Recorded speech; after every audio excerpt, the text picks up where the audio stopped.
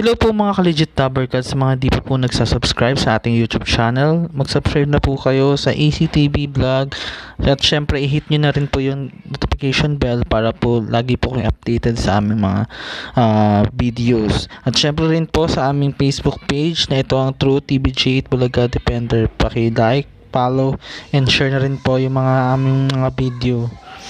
Simulan na po natin ang balitaktakan. Basahin po natin sa pahayagan po ng bandera. Ayan, sabi po, Tito Soto, Big Soto, and Joey De Leon kasama ang iba pang legit Tabercats. Isa sa mga araw na ito ay lilipat na sa bagong studio ang programang Itbulaga sa kasulukuyang nasa TV5 sa Sheridan Street, Mandaluyong City. Ayon sa nakuha naming balita ay noong Nobyembre 2023 pa sinisimulan ang construction para sa bagong studio ng programa.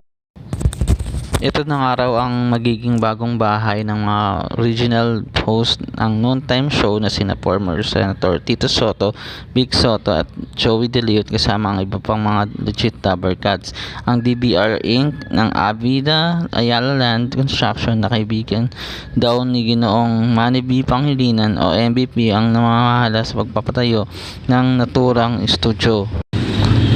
Sit pa ng aming kausap ang Meralco Theater na nasa loob ng Meralco Building sa Mayor Tigas Avenue, Pasig City, ang bagong studio ng Itbulaga ng iba raw sa dati nilang tahanan. Base sa pagkakatanda namin, malaki ang Meralco Theater at may seating capacity na 150 to 200. Para ring Broadway Sentrum ang itsura nito, pero since under construction nga ito ay baka modern na ang ipinagagawa ang studio ni MVP. Maging accessible pa rin naman ito sa lahat ng gustong manood dahil maraming masasakyan mula Antipolo, Pasig, Cubao, Makati, Manila, Caloocan at iba pa. Samantala may nakuha rin na kaming chika na kahit consultant ng Tape Inc.